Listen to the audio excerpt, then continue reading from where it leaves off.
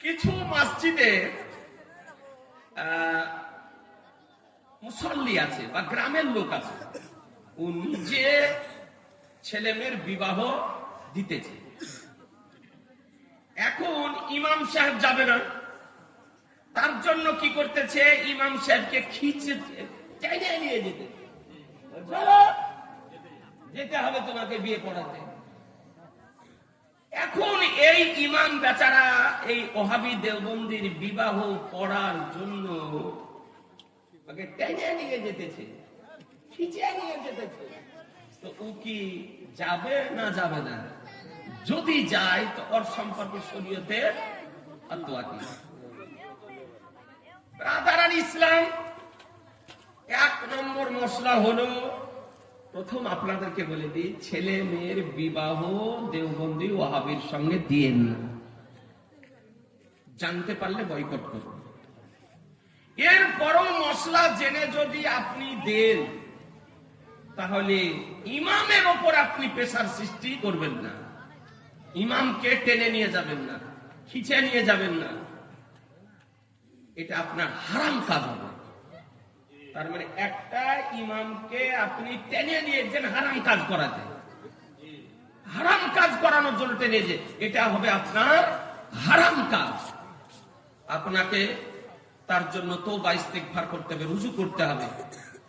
ইমাম সাহেব কে যদি কোনো মুক্তাদি বলে যে আপনি চলেন দেওবন্দি ওয়াহাবীর বিয়ে পড়াতে হবে, ইমামের দায়িত্ব হচ্ছে না করে দেওয়া। অসম্ভব, আপনার দেওবন্দি ওয়াহাবীর বিয়ে আমি পড়াতে পারবো না। তাতে যদি মসজিদ ছেড়ে দিতে হয় তাও ছেড়ে চলে যাবে, কিন্তু ইমাম কাজ হবে বিয়ে পড়াতে না যাওয়া। আর দেখা গেল যে ওকে মুক্তা দিতে বললো, নামাজ পড়িয়ে দিতে, আর ও নামাজ পড়িয়ে দিল, তো ও ব্যক্তি ইমামের উপযুক্তই নয়। ও ইমামের উপযুক্তই নয়। ও ইমামকে মসজিদ থেকে হাঁকা, ওকে ভাগান, না হলে দেশ নষ্ট হয়ে যাবে।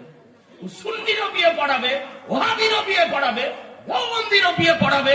তার মানে ই হলো সলেহে কুল্লি, জি ই হলো পেট পূজারি।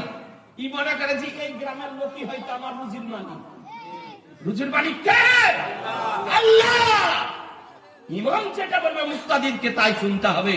তাই বলে মুক্তাদির কথাতে ইমাম চলে, ও ইমামের উপযুক্ত না। সুতরাং আপনাদেরকে বলি, ওলামা হযরতকে বলি যে দেওবন্দি ওয়াহাবীর বিবাহ পড়ানো যাবে না, এটা ফাইনাল।